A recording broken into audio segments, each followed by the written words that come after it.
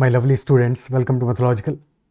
In this session, we'll be discussing all the questions that have appeared, all the quant questions that have appeared in the SNAP slot 1 shift 1 of the 8th December.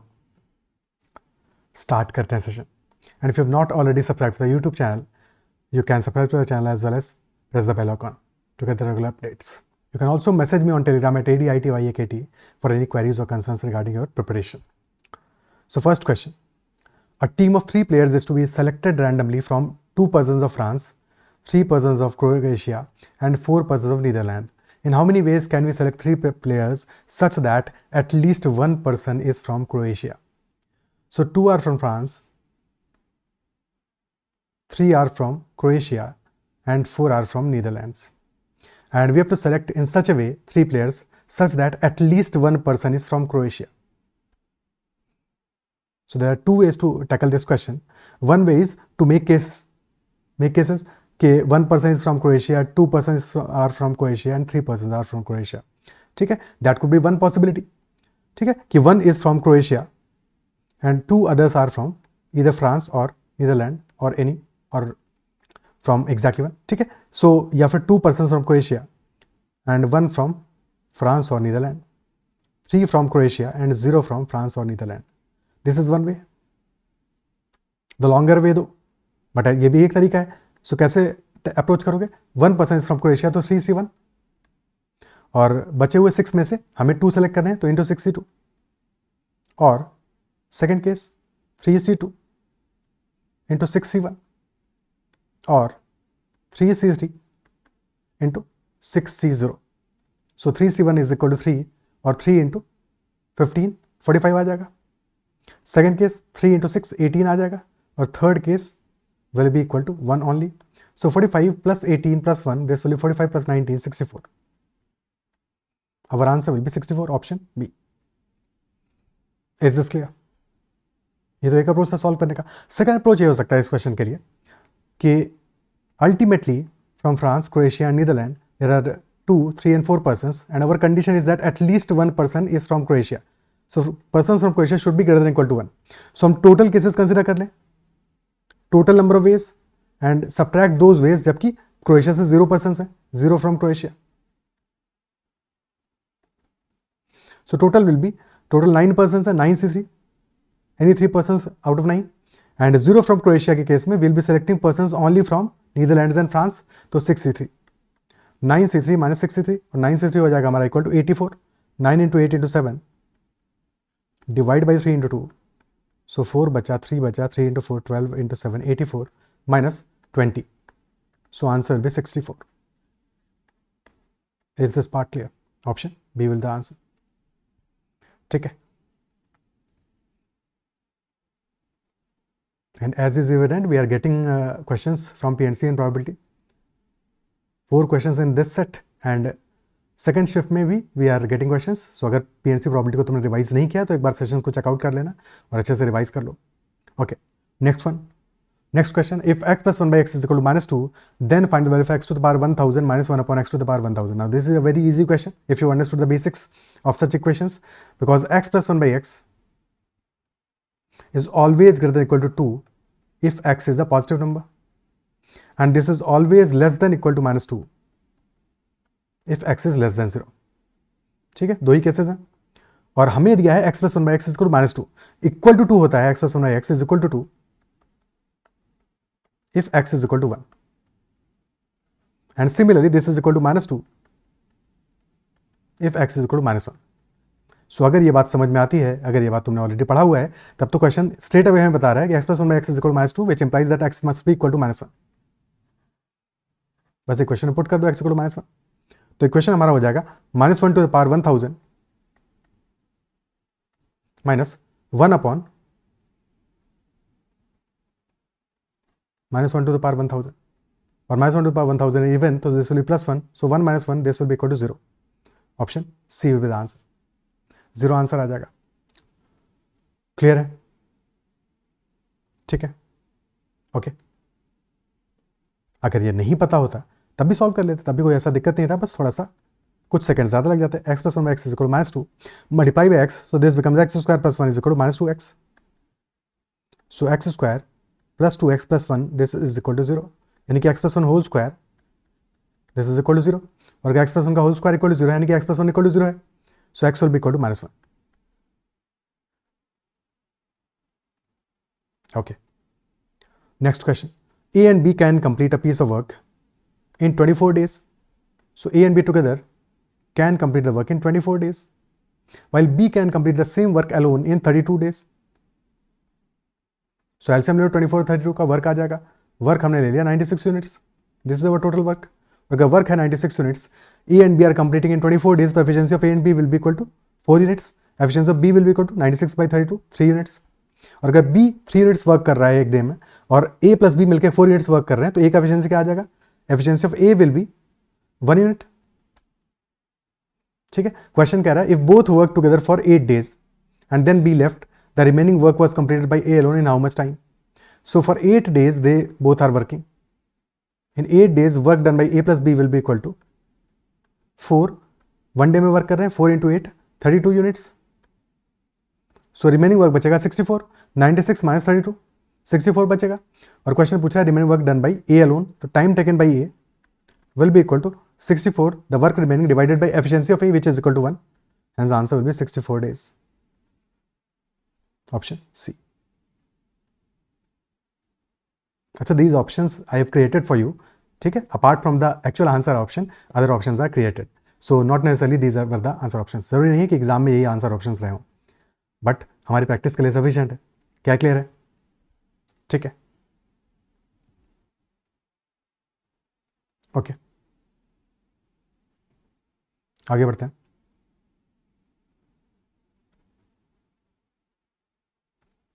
Next question.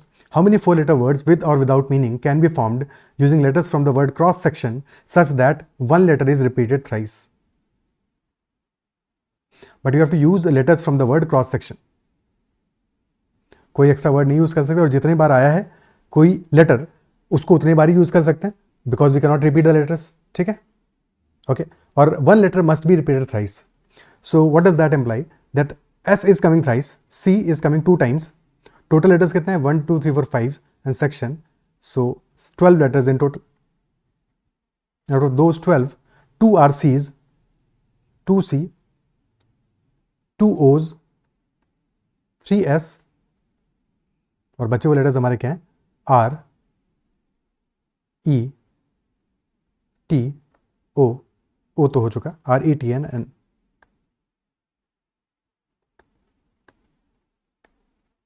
तो 4 8, एक और रह गया I. ठीक है. Total these are the letters. So question is saying that one letter is repeated 3 times, so that must be S, और तो कोई लेटर हो नहीं सकता.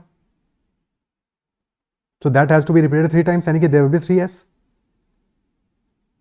And we have to select total 4 letters होने चाहिए वर्ड में, यानी कि we have to select 1 letter from the remaining 7 letters हैं. 7 letters बचे हैं. 2 बार C आया है, 2 बार O आया है, बट सेलेक्ट करोगे दोनों में से कोई भी एक तो C ही सेलेक्ट होगा. सेलेक्ट करोगे दोनों में से कोई भी एक तो O ही सेलेक्ट होगा. So total number of letters कितने सेलेक्ट हो सकते हैं? 7. 7 पॉसिबल केसेस हैं, CORET&I. तो out of 7 we have to select 1 more letter. ठीक है. सो फ्रॉम वन वे हमने सेलेक्ट कर लिया 3s. एक ही तरीका है, कोई और लेटर है ही नहीं जो कि 3 times आया हो. ठीक है. सो 1C1 हो गया for S, and now we have to select 1 more letter. तो 7C1 से एक और लेटर सेलेक्ट हो गया. नाउ लेटर्स से हमने सेलेक्ट किया है S, और एक लेटर हमने I सेलेक्ट कर लिया. So number of ways of arrangement कितने हो जाएंगे? नंबर ऑफ वर्ड्स कितने बन सकते हैं इस कॉम्बिनेशन से? 4 लेटर्स है, 4 factorial, but since there are 3s तो will divide by 3 factorial. So answer आ जाएगा हमारा 7 into 4 28. Answer will be 28. Option C. Okay. Basically अगर हमारे 3s हैं, 3 लेटर्स आए लाइक, और 1 लेटर हमारा डिफरेंट है विच इज आई, सो आई हमारा या तो फर्स्ट प्लेस पे आएगा, या फिर I will be at the second place, और I will come at the third place, और I will come at the fourth place. ये तो 4 केसेस बनेंगे. तो 7 वेज से हम सेलेक्ट कर सकते हैं बचा हुआ लेटर. ठीक है. डिफरेंट लेटर, और फिर multiplied by 4. 7 into 4, answer will be 28. Okay. Next question. Sum of x, y and z is 850. If x is reduced by 100, y is reduced by 25 and z is reduced by 50, new ratio of x and y and z are 1:2 and 5:6 respectively. So find the initial value of x plus y. Find the initial value of x plus y. Okay. So initially हमें sum given है x plus Y plus Z का,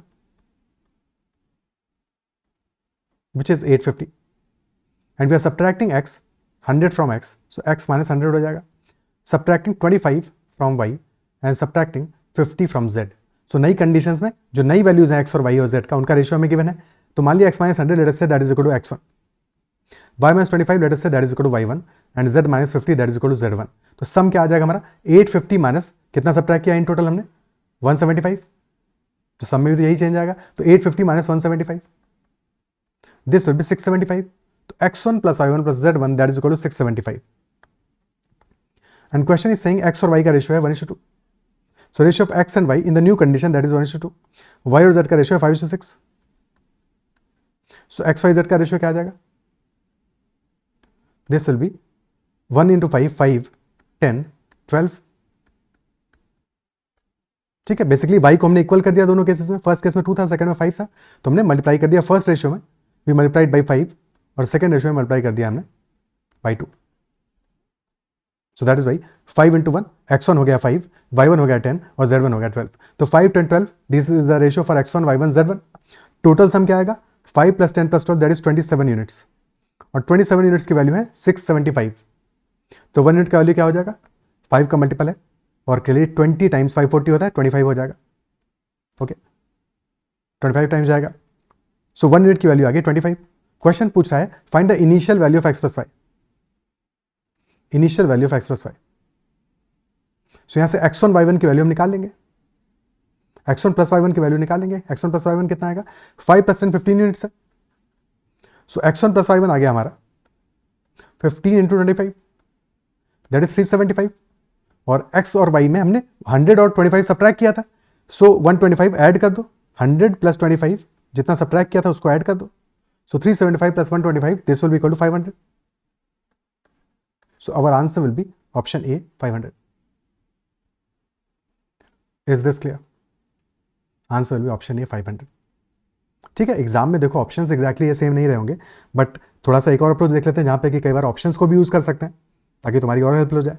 ठीक है, अगर इसको solve नहीं कर पा रहे हो, करने में दिक्कत आ रहा है, तो कैसे और यूज कर सकते हो, कई बार ऑप्शन से भी क्वेश्चन सॉल्व हो सकता है। दो नन ऑफ दीज गिवन है, बट स्नैप में बहुत सारे क्वेश्चंस में गिवन होता है, इन जनरल हमेशा आंसर नहीं होगा नन ऑफ दीज। तो एक बार ट्राई कर लेते हैं, और जो आंसर हमारा सेटिस्फाई करेगा उसको एक बार चेक कर लेंगे कि वो अल्टीमेटली कंडीशंस को सेटिस्फाई कर रहा है कि नहीं कर रहा है। देखो क्वेश्चन हमारा ये कह रहा है कि new ratio of x and y that is 1:2, और हमें वैल्यू क्या किसका गिवन है, initial value of x plus y का वैल्यू गिवन है। ठीक है, हमने किया क्या है, इनिशियल वैल्यू ऑप्शंस में है 500 525 450 में से कोई एक हो सकता है, नन ऑफ दीज होगा।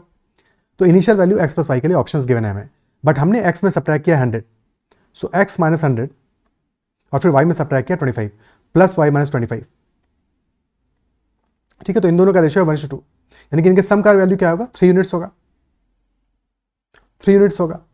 और अगर सम का वैल्यू 3 यूनिट्स है तो chances are that x plus y minus 125, because this value is x plus y minus 125, this will be a multiple of 3, x plus y minus 125। और देखो इतना लिखना पड़े तो फिर कोई मतलब नहीं इसको ऐसे सॉल्व करने का, ये समझ के करना है हमको। एक्स प्लस वाई में 125 सब्ट्रैक्ट करोगे, so that should be a multiple of 3। Okay, तो पहले 125 सब्ट्रैक्ट करो इन वैल्यूज में से, और देखो कौन से नंबर्स हमारे 3 का मल्टीपल आते हैं। 125 सब्ट्रैक्ट करने के बाद, अभी की कंडीशन में नहीं, अभी तो बी और सी हमारा क्लियरली 3 का मल्टीपल है, बट जैसे ही 125 सब्ट्रैक्ट करोगे, since 125 is not a multiple of 3, तो बी और सी हमारे आंसर नहीं हो सकते, ये तो पक्की बात है। और ए को सब्ट्रैक्ट करते ए हो जाएगा हमारा 375, विच इज द मल्टीपल ऑफ 3।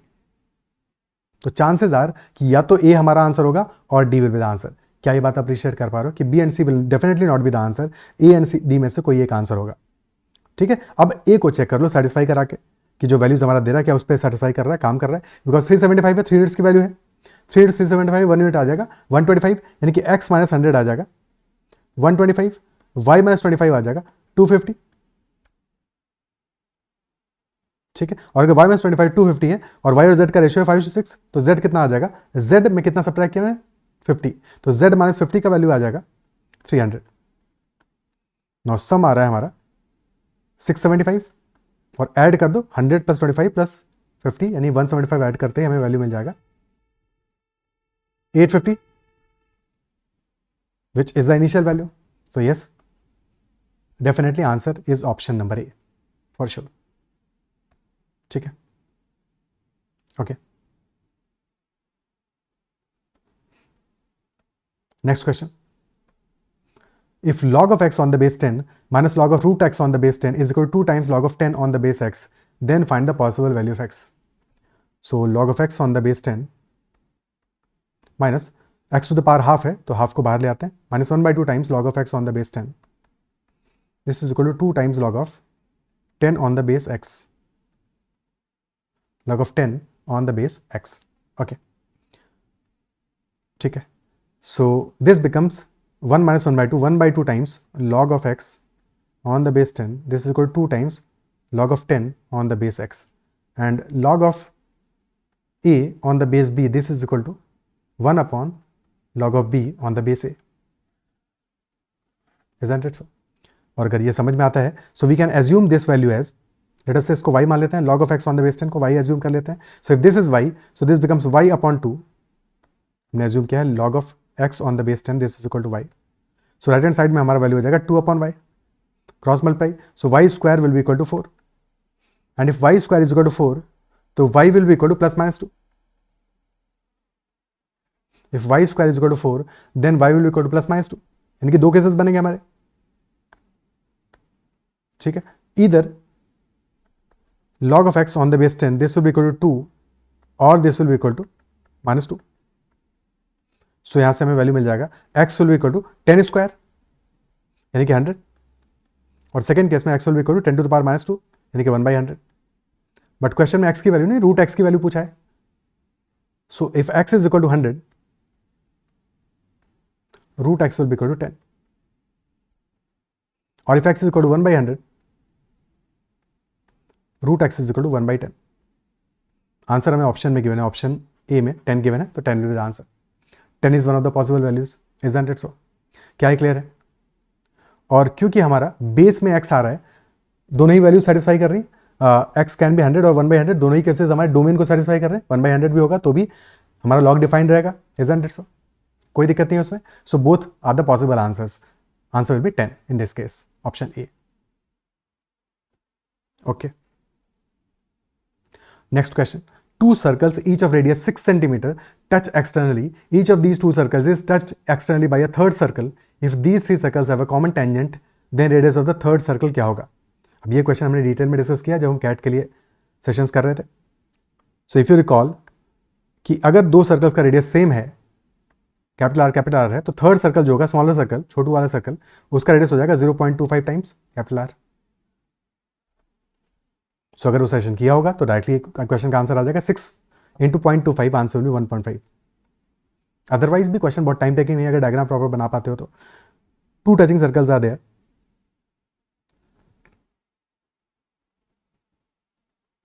और अगर ज्योमेट्री को स्किप मारा था तो फंसोगे. ठीक है. टू टचिंग सर्कल्स, दोनों का रेडियस इक्वल है and we have a common tangent.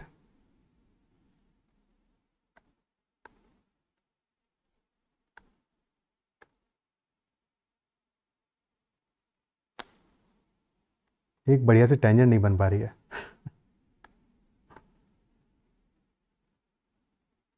ठीक है. Now this is the common tangent and we have a third circle as well, छोटू सा circle, which is touching these two circles as well as the tangent. Okay.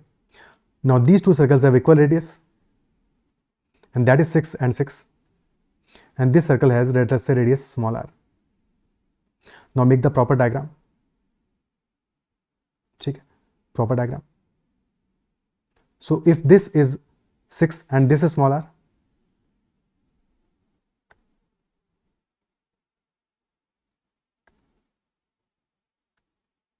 Okay, ये हमारा small r आ रहा है, this is small r and then this is 6.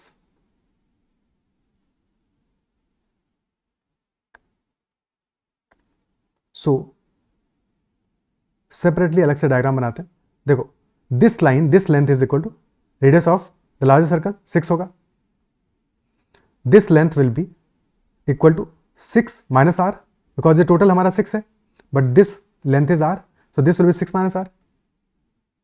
This is right angle triangle. ठीक है. और this length will be 6 plus r, 6 plus r. Okay, बात apply कर दो यहां पे. तो 6 square plus 6 minus r whole square is equal to 6 plus r whole square. So 36 plus 36 plus r square minus 12r is equal to 36 plus r square plus 12r. So 24r is equal to 36 आ गया. So r will be equal to 1.5 centimeter. Answer will be option C. Okay. Clear है? Next question करते हैं. The two roots of an equation x cube minus 9x square plus 14x plus 24 is equal to 0 are in the ratio 2:3. Then find all the roots of the equation. दो roots का ratio given है 2:3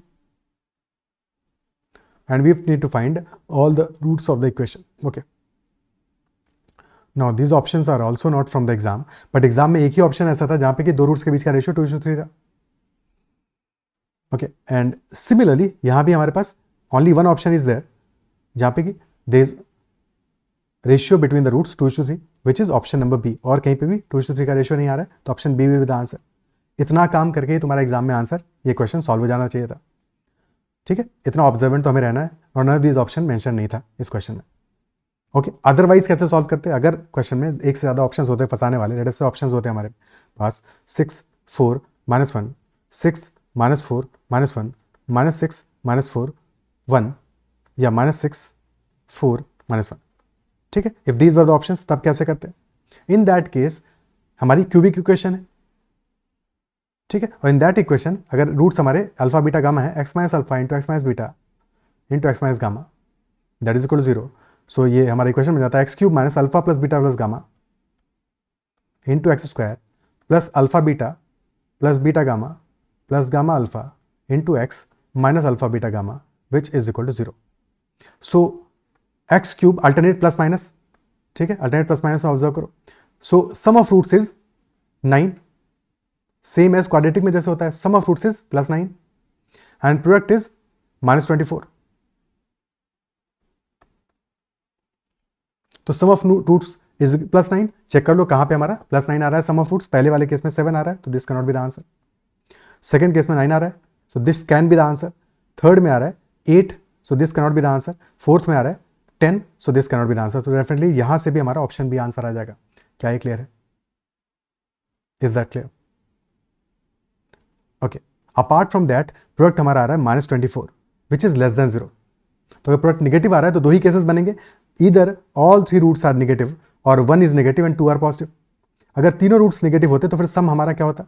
इन that case sum will also be negative, but sum हमारा negative है नहीं, sum तो positive है. So that is why this second case will be there. One root will be negative, other 2 will be positive. एक root negative होगा, बाकी दोनों positive होंगे और प्रोडक्ट आ रहा है हमारा -24. ठीक है, अब यहां से मैं आंसर नहीं मिलेगा बट कुछ हिंट्स कई बार मिल जाएंगे जहां से कि ऑप्शंस को तुम टैकल कर लोगे.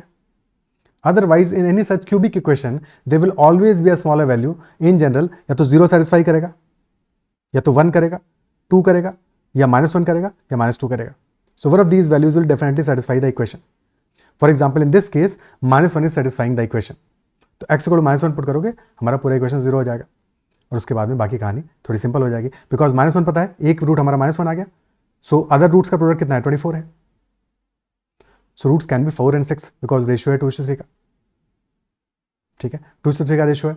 तो अगर एक रूट हमारा 2x होगा, other route will B 3x और प्रोडक्ट हमारा आ जाएगा 24 = 6x स्क्वायर. तो x स्क्वायर = 4 आ जाएगा. तो या तो रूट्स हमारे होंगे 6 and 4 या -6 and -4. अब क्योंकि सम पॉजिटिव है तो 6 and 4 will be the roots. क्या ये क्लियर है? ठीक है, तो मैंने तुम्हें सारे तरीके बता दिए जिस तरह से ऐसा कोई क्यूबिक इक्वेशन आएगा तो तुम उसको एग्जाम में हैंडल कर पाओ. ओके, अब स्नैप में इससे डिफिकल्ट नहीं आने वाला. Okay, next question. If a cuckoo bird clock takes 10 seconds to chime at 6 p.m. how many seconds will it take to chime at 10 p.m. तो 6 p.m. पे that cuckoo bird clock takes 10 seconds to chime. ठीक है, chime यानी कि make sound at 6 p.m. तो 6 p.m. पे this is making sound 6 times. Cuckoo cuckoo cuckoo cuckoo cuckoo cuckoo 6 times बनाएगा. ठीक है, so there will be gap between दो 6 cuckoos.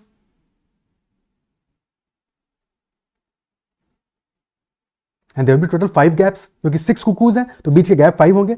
First cuckoo will be exactly at 0 second. ठीक है, और last one will end at 10 second. Total 5 gaps हैं तो बीच में हमारा क्या होगा?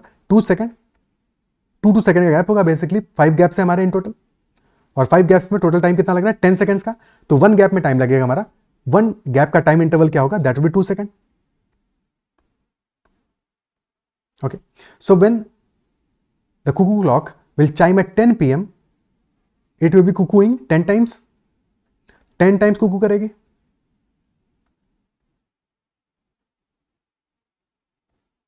बट बीच के गैप कितने होंगे, 9 होंगे. 9 होंगे तो time taken will be 9 into 2 second each, 18 seconds will be total time. Option B.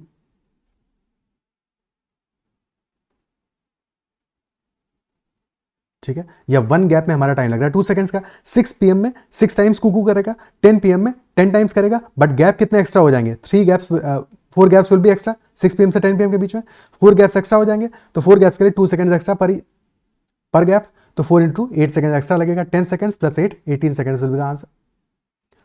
Okay, ठीक है. अब जब तक यहाँ पे गैप वाला फंडा नहीं समझोगे तब तक ये क्वेश्चन गड़बड़ करोगे. So that is why this question was there. और ऐसा क्वेश्चन प्रीवियस ईयर में ही पूछा गया स्नैप में. तो अगर स्नैप का प्रीवियस ईयर का सेशन तुमने देखा होगा तो वहाँ पे एक बार ऑब्जर्व किया होगा इस क्वेश्चन को. ठीक है, next one.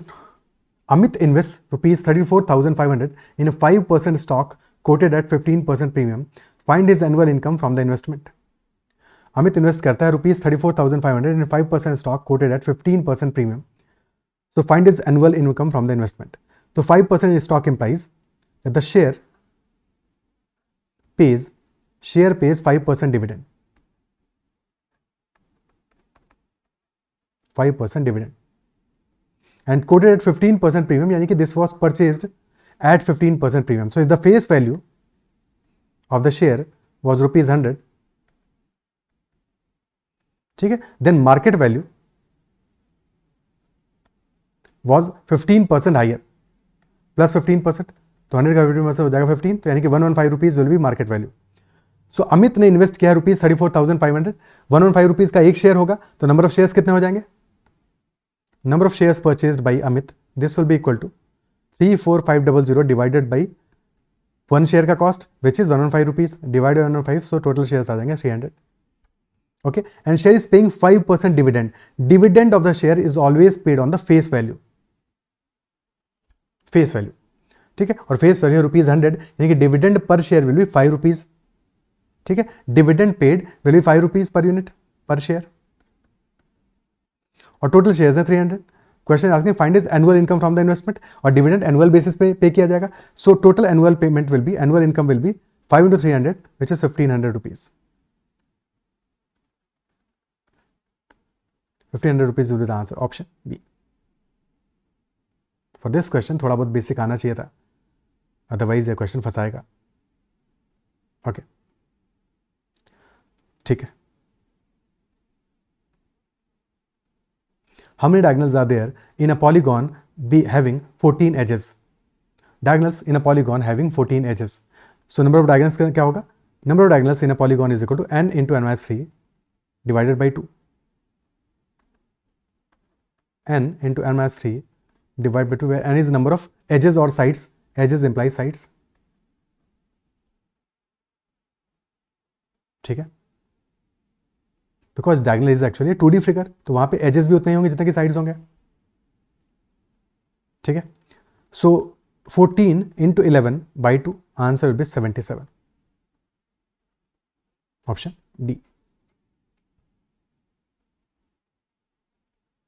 Okay, next question. A person covers a certain distance at a certain speed. If he increases speed by 50%, then he takes 6 minutes less to cover the same distance. Find the actual time taken by him at the usual speed. तो increase किया है speed को 50% से 50%, यानी कि 1/2 से increase किया है. So if initial speed was 2, तो अब स्पीड कितना हो जाएगा, 2:3. रेशियो हो जाएगा स्पीड का 2:3. 2 से 3 हो गई, 1 का इंक्रीज आया है ऑन द बेस ऑफ 2. तो टाइम का क्या मामला होगा, टाइम का रेशियो एक्जैक्टली ऑपोजिट होगा, बिकॉज डिस्टेंस तो सेम है. तो इफ डिस्टेंस इज सेम, तो speed and time are inversely proportional. तो जो स्पीड का रेशियो होगा उसका उल्टा टाइम का रेशियो होगा. टाइम का रेशियो आ जाएगा 3:2. और क्वेश्चन कह रहा है if he increase the speed he takes 6 minutes less. तो जो डिफरेंस आ रहा है हमारा 1 यूनिट का, जो डिफरेंस आ रहा है 3 यूनिट से हमारा टाइम हो गया 2 यूनिट्स, तो 1 unit is equal to 6 minutes. And question is asking actual time taken which is 3 units, तो आंसर आ जाएगा 3 into 6, 18 minutes. Option 18 seconds, seconds में क्यों लिखा है, मिनट्स में है वैल्यूज, ठीक है, तो यहाँ पे वैल्यूज मिनट्स में हो जाएगी, आंसर आ जाएगा ऑप्शन सी 18 मिनट्स। ओके, ठीक है। Next question, Aman's income before he got an increment was 40% of the family's total income. He got an increment by 1/4 of his income. If there is no change in the income of other members of the family, then what percent of his family's total income is his salary? This was 1/5. ये mistype हो गया है यहाँ पे. In the exam, this was 1/5. ठीक है, 1/5 का increment हुआ है. And there is no change in income of other members of the family, then what percent of his family's total income is his new salary? तो अमन का salary initially was 40% of family income, तो if family का total income was 100, income of Aman was 40, ठीक है, that was 40% which is 40. अब अमन की income increment आया 1/5 का, इनकी इंक्रीमेंट आया होगा 8 का, तो नाउ द इनकम इज 48, और उनकी फैमिली के बाकी मेंबर्स की इनकम एक्जैक्टली सेम है, तो अमन की इनकम में जो इंक्रीमेंट आया यही फैमिली के टोटल इनकम में इंक्रीमेंट आएगा, यानी कि फैमिली की इनकम नाउ इज 100 + 8 108, बिकॉज अमन की पहले 40 थी, अब हो गई 48, तो 8 का इंक्रीमेंट आया है अमन की सैलरी में, वही सेम इंक्रीमेंट फैमिली की इनकम में आएगा, बिकॉज अमन भी तो फैमिली का ही पार्ट है, ठीक है. सो 48 हो गया है अमन का इनकम, और फैमिली इनकम है 108, तो 108 का 48 कितना परसेंट होगा, that is what the question is. 48/108 is equal to 4/9, which is 44.44%. Option C is the answer. Clear, ठीक है, आंसर आ जाएगा option C. Next question, a bag contains total 108 candies of 3 types.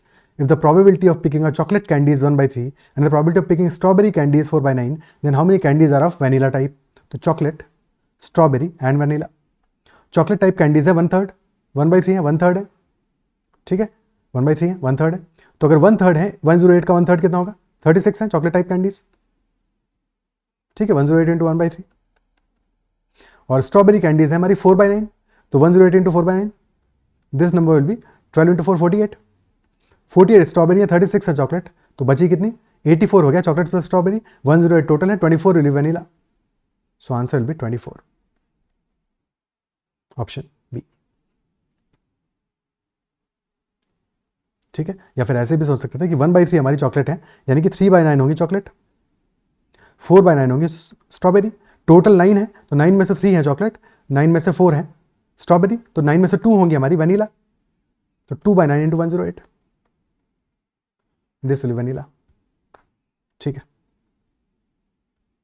Next question, find the least number of square tiles required to pave the floor of a room 30 metre 34 centimetre long and 18 metre 4 centimetre broad. तो length is 30 metre 34 centimetre, यानी कि 3034 centimetre, this is the length of the room, and 1804 centimeter, this is the breadth of the room. And question is asking least number of square tiles, यानी कि square tiles हमें चाहिए minimum, और अगर minimum चाहिए square tiles, यानी कि square tiles का जो डायमेंशन है दैट शुड बी मैक्सिमम, यानी कि side length of the square tile should be maximum. Least number of tiles implies that side length should be maximum, should be maximum.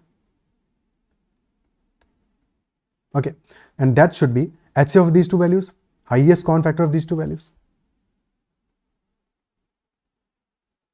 Okay, क्या value आएगा, एक बार difference ले लो दोनों का, because जो भी हाईएस्ट कॉमन फैक्टर होगा हमारा that will also be a factor of the difference, difference का ही फैक्टर होगा, तो डिफरेंस हमारा आ जाएगा 1230, which is equal to 10 into 123, 10 यानी 2 into 5 into 123 क्या होगा 41 into 3. तो एक बार चेक कर लो क्या 41 का मल्टीपल है, ये वैल्यूज हमारी 41 के मल्टीपल आ रही हैं. तो फर्स्ट वैल्यू हमारा आ रहा है 3034, इज दैट डिविजिबल बाय 41, तो 41 7s are 287, तो 41 7s are 287, फिर बचता है हमारा 164, यानी कि 4 टाइम्स, तो 41 into 74 है, तो yes this is multiple of 41. और 1804 को 41 से डिवाइड करो, 41 into 4 164, फिर बचेगा 164, यानी कि 41 into 44 हो गया. So this is 41 into 74, यानी कि 41 into 2 into 37, and this is 41 into 2, because 41 into 2 should be the highest common factor, and this is 41 into 2 into 22. ठीक है, तो डायमेंशंस हमारी हो गए 82 into 37 and 82 into 22. So dimensions of the square tile will be 82 cross 82. Square tile का dimension आ गया. Number of square tiles कितना आएगा? ठीक है, तो लेंथ में कितनी लगेंगी टोटल? 82 इंटू 37 यानी कि 37 टाइल्स लेंथ में लगेंगी और 22 लगेंगी ब्रेड्थ में. तो 37 into 22 will be the answer. या फिर एज सच एरिया में देखोगे तो एरिया हमारा है length into breadth divide by length of tile into breadth of tile. So this will B 82 into 37 into 82 into 22 divide by 82 into 82.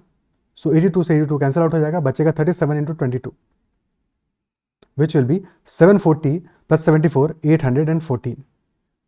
Answer आएगा option C 814. क्या है क्लियर है?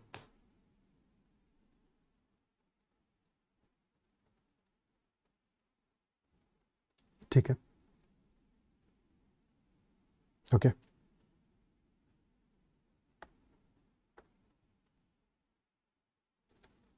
नेक्स्ट क्वेश्चन करते हैं.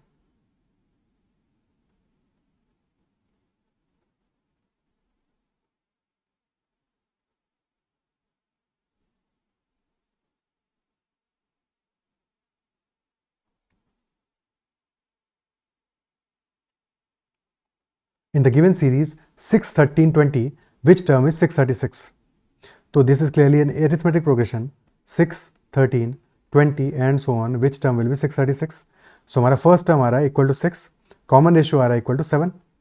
So let us say this is another term.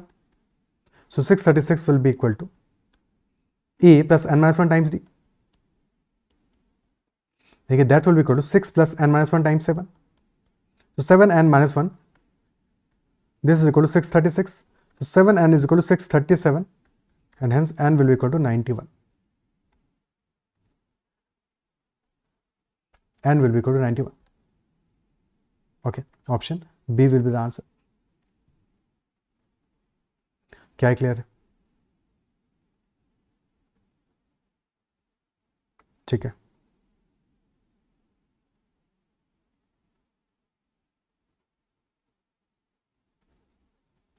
Next question. A shopkeeper buys 100 each of books, erasers and pens at rupees 1800, rupees 150 and rupees 425 respectively.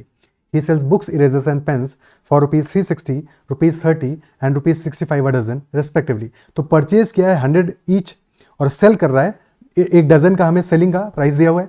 So on which two items he earn the same profit percentage. तो हमें per unit CP और per unit selling price identify करना होगा. ठीक है, so for books, erasers and pens CP per unit क्या आएगा? Cost price per unit divide कर दो 100 से. So that will be 18, 1.5 and 4.25 and selling price per unit क्या आएगा? डिवाइड करोगे 12 से. तो this will B 360 by 12 30, 30 by 12 2.5 and 65 by 12 which will be 5.42 roughly 5.42. ठीक है, क्वेश्चन कह रहा है on which two items he earn the same profit percentage. So books पे कितना प्रॉफिट हो रहा है? 12 रुपीज का प्रॉफिट है ऑन 18, बेस 18 है यानी कि 66.67% का प्रॉफिट है.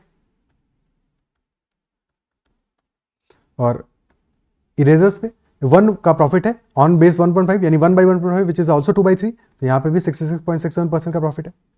और थर्ड केस में प्रॉफिट हो रहा है हमारा प्लस 1.17 रफली विच इज ऑलमोस्ट 25% से थोड़ा सा लार्जर वैल्यू है. ठीक है, 26-27% है अप्रॉक्सीमेटली. एग्जैक्ट क्या है वो फर्क नहीं पड़ता बिकॉज सेम नहीं है. हमारा पर्पज है सेम प्रॉफिट किन में हो रहा है, तो बुक्स और इरेजर्स में हो रहा है. That will be the answer.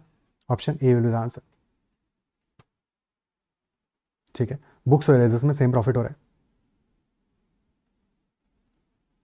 Okay, अब यहाँ पे एक छोटी सी बात और समझ लेते हैं, क्योंकि यहाँ पे चलो एग्जांपल में इजी वैल्यूज दिया था, 100 दिया था, बट 100 की बजाय लेटर से 40 दिया होता, 45 दिया होता, 47 दिया होता, 93 दिया होता, कोई रैंडम वैल्यू दिया होता, तब हम इस क्वेश्चन को कैसे सॉल्व करते हैं, कैसे हैंडल करते हैं. तो देखो, अगर हमें प्रॉफिट परसेंटेज सेम बनाना है, ये profit percentage same for 2 articles, then that case profit percentage हमारा होता क्या है? That is selling price minus cost price by cost price. So this is same, this ratio is same. ठीक है, ये रेशियो हमारा सेम है. Now let us say this is SP1 minus CP1 upon CP1. ठीक है, shortcut तुम्हें बता दूंगा, बस ये समझाने के लिए इतना लिख रहे हैं कहानी. Minus CP2 divide by CP2. Okay, now if we add 1 on both sides, so add कर सकते हैं बिकॉज रेशियो इक्वल है, दोनों साइड में 1 ऐड कर रहे हैं, कोई दिक्कत नहीं है, ठीक है। So this becomes SP1 minus CP1 plus CP1, so this becomes SP1 upon CP1, this is equal to SP2 upon CP2. So if the ratio of selling price and cost price is equal for both the articles, तो profit percentage भी equal होगा, which is obvious, isn't it so? तो हमें क्या करना है यहाँ पे, सिर्फ और सिर्फ सेलिंग प्राइस और कॉस्ट प्राइस का रेशियो देखना है, और कुछ भी देखने की जरूरत नहीं है। तो डायरेक्टली यहाँ पे तो इतना सब करने के बाद तो नजर आ ही रहा है, this is 5/3, this is 5/3, but इतना नहीं करना है हमको। क्यों नहीं करना है? Because for books, erasers and pens हम जब परचेज कर रहे हैं तो कितना आर्टिकल परचेज कर रहे हैं? 100 परचेज कर रहे हैं, 100 परचेज कर रहे हैं। जब सेल कर रहे हैं तो कितना आर्टिकल परचेज कर रहे हैं? सबके 12 आर्टिकल्स सेल कर रहे हैं, isn't it so? सबके लिए नंबर ऑफ आइटम सेम है, परचेज करते समय भी और सेल करते टाइम भी, परचेज के टाइम भी और सेल करते टाइम भी, ठीक है। सो डायरेक्टली हमें इस क्वेश्चन में क्या करना था, सिर्फ और सिर्फ तुम रेशियो देख लो, ठीक है। इनिशियल तुम्हारा this is cost price and this is selling price, okay. तो तुम्हें चाहिए सेलिंग प्राइस और कॉस्ट प्राइस का रेशियो, ठीक है। एक्चुअल में क्या आएगा, सेलिंग प्राइस कॉस्ट प्राइस का रेशियो आएगा एक्चुअल में 360 ऊपर आएगा। दो फर्क नहीं पड़ता, कॉस्ट प्राइस और सेलिंग प्राइस का रेशियो भी देख लोगे तो भी चलेगा, ठीक है। तो सेलिंग प्राइस आ जाएगा हमारा 360 अपॉन 12 डिवाइडेड बाई 1800 अपॉन 100, ठीक है। सेकेंड केस में वैल्यू क्या आएगा, that will be 30 upon 12 upon 150 by 100, ठीक है। अभी 12 तो वैसे ही कैंसिल आउट होने वाला है, कैंसिल मार दो, क्योंकि हमें सिर्फ और सिर्फ मतलब है इन वैल्यू से, this is 1/5, this is also 1/5, ठीक है। सिमिलरली लास्ट वाले केस में चेक करते हैं तो वहां पे भी तुम कैंसिल कर सकते थे, क्योंकि 12 और 100 दोनों में डिवाइड हो रहा है, ठीक है। सो लास्ट वैल्यू हमारा आ रहा है equal to 65 upon 12 upon 425 by 100। So 12 100 को कैंसिल आउट कर दो, this will be the ratio. क्या इक्वल है? ये दोनों तो इक्वल है, but this is not equal, ठीक है। अदरवाइज स्ट्रेट वे हमें सिर्फ इतना देखते कि 1800 बाई 360, बिकॉज बाकी सब कुछ कैंसिल हो रहा है, तो this will be equal to 5 and 150 by 30, this is also equal to 5, तो दीज टू आर इक्वल। और लास्ट कैसे वैल्यू आ रहा है हमारा 425 by 65 and this is not equal to 5, so definitely these two are equal. But ये तभी कर पाओगे जब तुम्हें बातें समझ में आ रही होंगी कि हम क्यों ऐसा कर पा रहे हैं और क्यों ये चीज हमारी काम कर रही है, because we are purchasing 100 each of books, erasers and pens. अगर हमारा क्वांटिटी डिफरेंट होता, किसी केस में 100 होता, किसी में 120 होता, तब पर यूनिट कॉस्ट ही हमें निकालना पड़ता, बिकॉज उसके बिना हमारा रेशियो सेम नहीं आता, या रेशियो कम सेव करते तो गलत अप्रोच होता, वो लॉजिकली इनकरेक्ट होता। बट यहाँ पे चीजें करेक्ट है, because we are purchasing same number of articles and we are selling also same number of articles, ठीक है। भले ही वो दोनों अदरवाइज डिफरेंट है कि 100 each of during purchase and 12 each during the sale, but ultimately वो values हमारी cancel out हो जाएंगी। क्या ये समझ में आता है? ठीक है, okay. And this is not the ratio of selling price and cost price. ये सेलिंग प्राइस और कॉस्ट प्राइस का रेशियो नहीं, वो तो एक्चुअल रेशियो वही है, बट वो वैल्यूज हमारी कैंसिल आउट हो जाएंगी कंपैरिजन के टाइम पे, दैट इज वाई हमने उनको कैंसिल आउट किया है, ठीक है। This is not selling price divide by cost price, okay, ठीक है। उसके लिए तो ऐसे ही सॉल्व करना पड़ेगा, बट एग्जाम में हमें टाइम भी तो सेव करना है, that is why, okay. Next question. There are 7 boys and 8 girls in a class. A teacher has 3 items with a pen, a pencil and an eraser, each 5. So teacher has 5 pens, 5 pencils and 5 erasers. और class में total है 7 boys and 8 are girls. Okay, girls. He distributes the items 1 to each student. One item is distributed to each student. So what is the probability that a boy selected at random has either a pencil or an eraser? Now this question is slightly tricky. Exactly question का exam में language क्या था उस पर depend करेगा answer क्या होगा, because there could be answer 2/3 हो सकता है और it could be 14/45, depends upon exact language of the question, ठीक है। Exact language here, a boy selected at random, ठीक है। यहां पे रैंडमली सिलेक्शन हुआ था और रिजल्ट में बॉय आया था, या बॉय को सिलेक्ट कर लिया है और उसके बाद में हम कंडीशन लगा रहे हैं, उस पर आंसर डिपेंड करेगा, ठीक है। 2 केसेस बन सकते हैं। फर्स्ट केसेस कि रैंडम सिलेक्शन, ठीक है। What is the probability that a student selected randomly, a student selected randomly is a boy having either a pencil or a eraser. So in this case, a student selected randomly, हमने randomly एक student select किया है and that student is a boy as well as he has either a pencil और a eraser. ठीक है, तो probability that he is a boy, इसकी probability क्या होगा, 7 बॉयज हैं 8 गर्ल्स हैं, टोटल 15 है, 15 में से हमारे 7 बॉयज हैं, प्रोबेबिलिटी ऑफ अ बॉय का selection is 7/15 and probability that he contains he has a क्या है पेंसिल और eraser, he has a pencil और इरेजर, इसकी प्रोबेबिलिटी क्या होगा, टोटल पेंसिल और इरेजर हमारे 10 है और टोटल आइटम्स है 15, तो out of 15 there are 10 pencils and erasers, तो 10/15 is the probability of he having a pencil और इरेजर, क्योंकि रैंडमली डिस्ट्रीब्यूट किया हमने इनको भी। ठीक है, so 10/15 is the probability for pencil और इरेजर और probability of a boy is 7/15 and both are independent, तो मल्टीप्लाई हो जाएगा because both are needed and. ठीक है, सो आंसर आ जाएगा हमारा 7/15 into 2/3, तो this will be 14/45, this will be the answer if the student is selected randomly. ठीक है, सेकेंड केस बनेगा हमारा कंडीशनल प्रोबेबिलिटी का, कंडीशनल प्रोबेबिलिटी का, where it is given that a boy is selected. ठीक है, given that a boy is selected and question asking probability that he has a pencil or eraser. So in this case already given है question में कि boy selected है। अगर second वाला condition हुआ, language पे डिपेंड करता है एग्जैक्टली कि क्वेश्चन की वर्डिंग क्या था। ठीक है, और तुम बेस्ट बता पाओगे तो कमेंट में एक बार मेंशन करना कि एग्जैक्टली क्वेश्चन का वर्डिंग क्या था। ठीक है, सो इफ प्रोबेबिलिटी हमें गिवन है कि बॉय सेलेक्टेड है, तो बॉय तो सेलेक्ट हो गया, 100% प्रोबेबिलिटी हो गया उसका। ठीक है, वहां पे तो कोई डाउट ही नहीं है। सो हमें सिर्फ प्रोबेबिलिटी निकालना है कि पेंसिल है उसके पास या फिर इरेजर है। So pencil and eraser are only 10, total items are 15, 10/15, answer will be 2/3 in this case because boy is already selected. ठीक है, तो बॉय के सिलेक्शन की प्रोबेबिलिटी को हमें अल्टीमेटली मल्टीप्लाई करने की जरूरत नहीं बिकॉज वो तो ऑलरेडी गिवन है कंडीशनल प्रोबेबिलिटी में। क्या है क्लियर है? सो ये दोनों केसेस बन सकते हैं डिपेंडिंग अपॉन एग्जैक्ट लैंग्वेज क्या है। दोनों केसेस हमने समझ लिए। अल्टीमेटली आगे तुम्हें हम क्वेश्चंस क्यों कर रहे हैं, इस पर्पज के लिए कि आगे तुम्हें हेल्प करे नेक्स्ट स्लॉट्स में, नेक्स्ट शिफ्ट में। ठीक है, इज दैट क्लियर? क्या है दोनों का लॉजिक क्लियर होता है? और कोई कमेंट जरूर मेंशन करना कि एग्जैक्टली लैंग्वेज क्या था एग्जाम में, क्योंकि इस लैंग्वेज पर डिपेंड करेगा कि आंसर हमारा ऑप्शन ए होगा या फिर ऑप्शन सी होगा और तुमने क्या मार्क किया। ठीक है, okay, next question. An inverted right circular cone has a radius of 12 cm. This cone is partly filled with oil which is dripping from a hole in the tip at the rate of 2 cm³ per hour. Currently the level of oil is 5 cm from the top and surface area is 64 pi cm². How long will it take the cone to be completely empty? Now in this question as well, I have doubt on certain values, datas. तो exactly हमारा radius initial क्या था, 12 centimetre था कि नहीं था? क्या जो हमारा रेट था that was 2 cm³ per hour और हमारा लेवल ऑफ ऑयल इससे 5 cm फ्रॉम टॉप, इसमें से कौन सी वैल्यू डिफरेंट थी या कौन सी वैल्यूज हमारी सेम थी? इनका एक बार कमेंट में जरूर मेंशन करना कि एग्जैक्टली डेटा क्या था। ठीक है, बाकी मैं कॉन्सेप्ट समझा दे रहा हूँ, कॉन्सेप्ट समझ लोगे क्वेश्चन तुम वैसे ही सॉल्व कर लोगे। ठीक है, तो हमारा इन्वर्टेड डार्क सर्कुलर कोन है जिसका रेडियस है 12 सेंटीमीटर।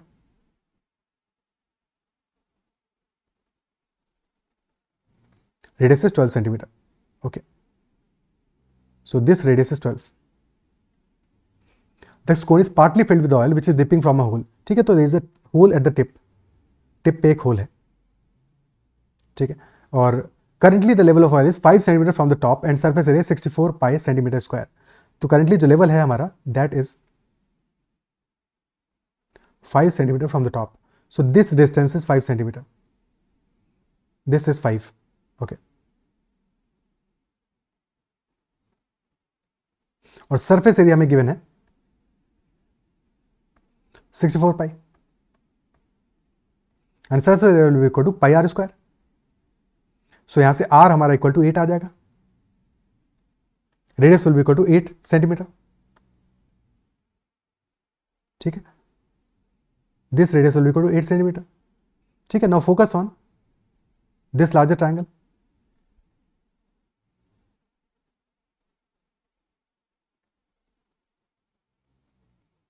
ठीक है, let us say this distance is equal to x. If this is x, so we have two similar triangles.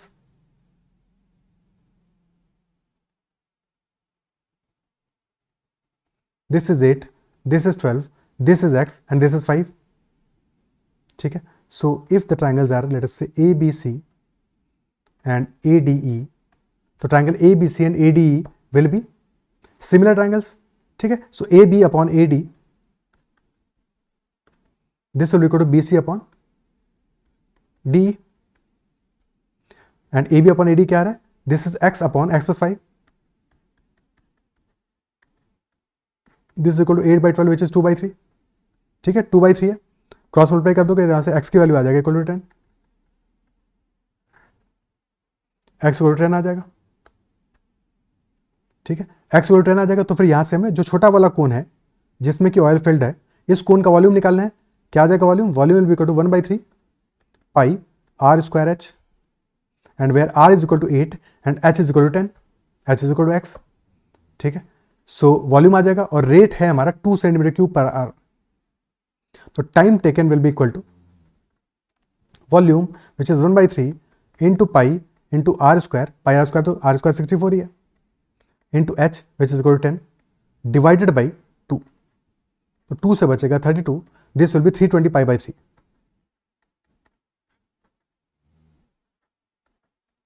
320 पाई/3 आवर्स.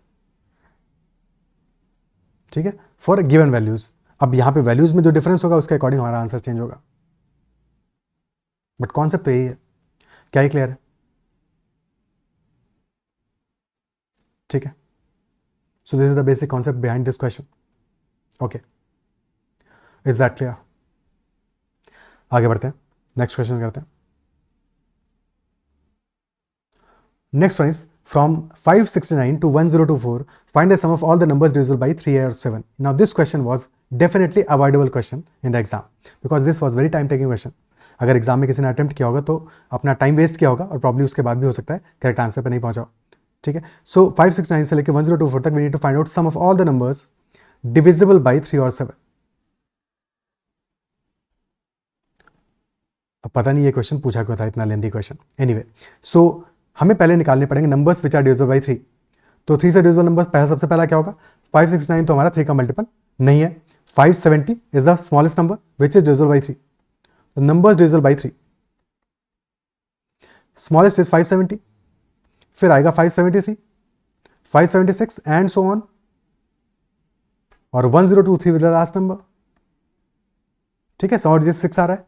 ठीक है, सम डिजिट के हिसाब से ही चेक करोगे लास्ट नंबर क्या आएगा, 1023 is the last number. Total numbers कितने आएंगे, 570 में कितना ऐड करो 1023 आ जाए. So this will be 570 plus 430, 430 plus 23, 453. तो if we add 453 will be getting last number. और हमारे नंबर ऑफ टर्म्स क्या होते हैं, number of terms is equal to last term minus first term divide by common difference plus 1. Last term minus first term divide by common difference plus 1. तो common difference हमारा है 3 का, because divisibility हम 3 का check कर रहे हैं. ठीक है, 3 का कॉमन डिफरेंस है. तो last term minus first term, and हमारा क्या आ जाएगा यहाँ पे n1, this will be equal to 453 by 3 plus 1. So 152 will be the answer, will be number of terms. ठीक है, सम क्या आ जाएगा, सम ऑफ दीज टर्म्स, S1 कर लेते हैं इस सम को. और this question will take time, तो पेशेंस रखना है. ठीक है, कोई शॉर्टकट नहीं है इसका. तो sum of all the terms क्या हो जाएगा, S1 will be 152, number of terms multiplied by average, number of terms multiplied by average. Sum आ जाएगा हमारा, sum for in AP is number of terms multiplied by average, और average होगा first term plus last term by 2, यानी कि 570 plus 1023 by 2.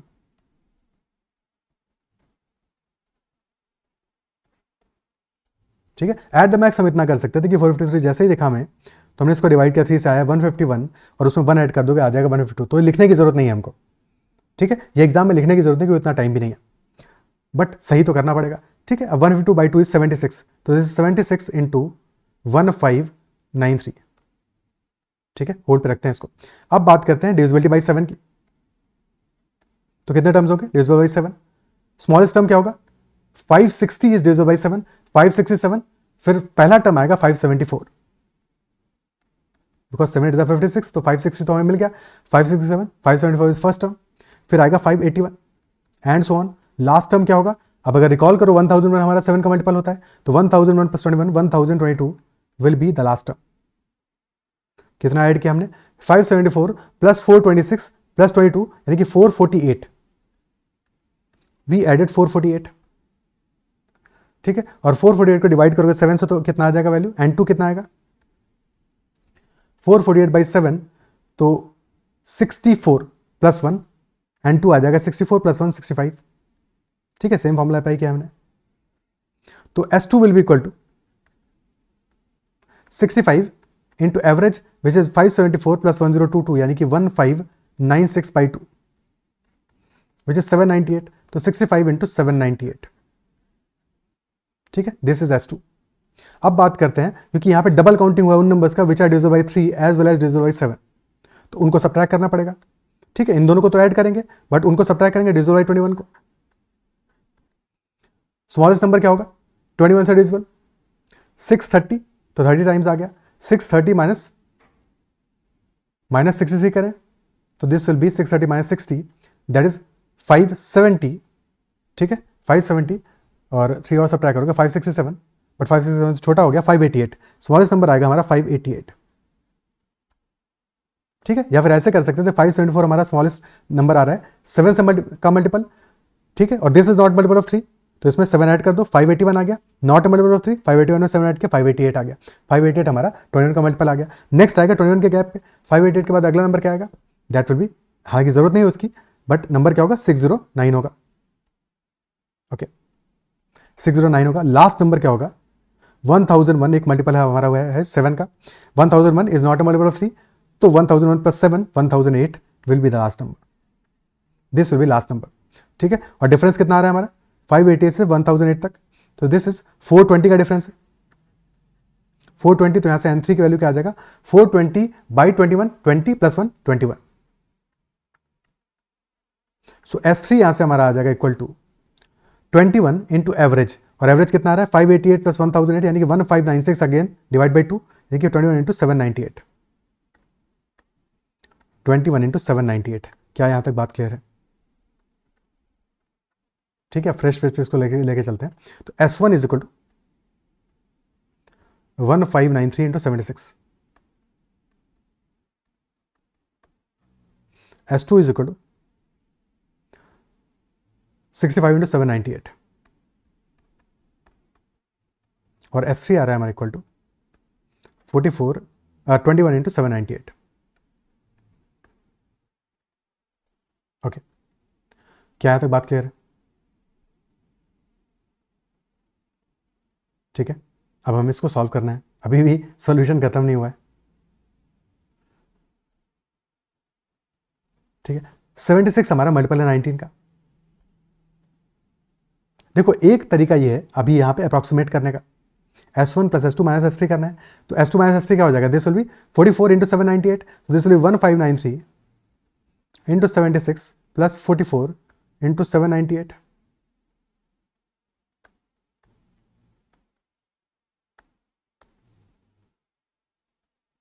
Unit देख लो, 3 into 6 18, 8 आ रहा है यूनिट यहाँ पे, और 4 इंटू 8 2, 8 प्लस 2 0 आ रहा है, यानी कि लास्ट में यूनिट हमारा 0 आएगा।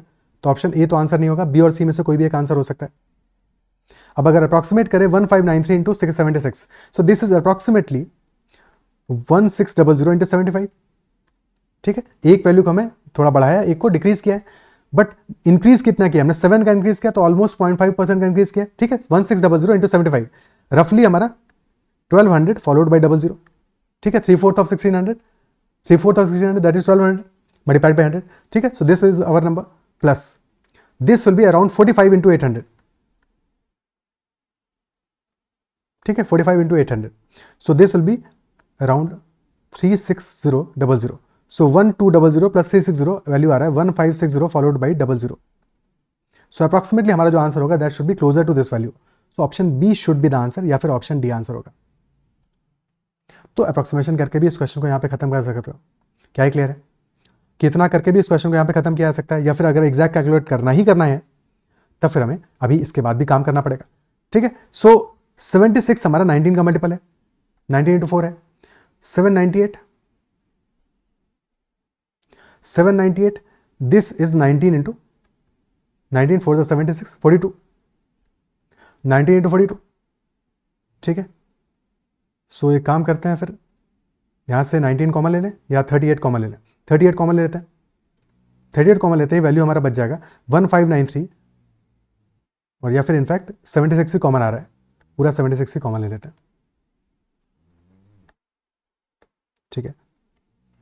सो दिस विल बी 1593 प्लस, अब यहाँ पे हमारा 19 इंटू 2 के बाद बचेगा 21 और वहाँ पे 21 इंटू 22.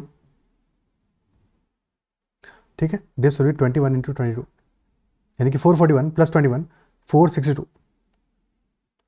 सो ये आ गया हमारा 1900 2055 इंटू 76. बेसिकली 2 यहाँ से इधर लेके आ जाओ, 2 इंटू 38 हो जाएगा. तो 2055 into 2 this will B 4110 into 38. 4110 into 38. 38 0 times क्या 0, 38 इंटू 1 38 8 3 कैरी होगा, 38 प्लस 3 41 1 4 कैरी होगा, 38 into 4 152 plus 4 156 180. This will be the answer. But this was highly calculated question, definitely avoidable in the exam. ठीक है, डेफिनेटली इस question को करने का और कोई मेथड नहीं है जिससे कि बहुत शॉर्ट में इस क्वेश्चन को सॉल्व कर सको.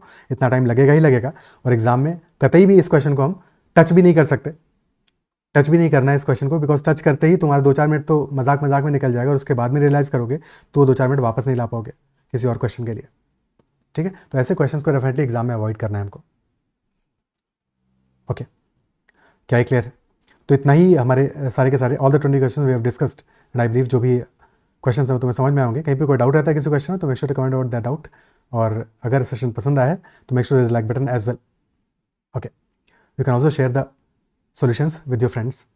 Okay, that's all for this session, and bye bye, take care and keep learning.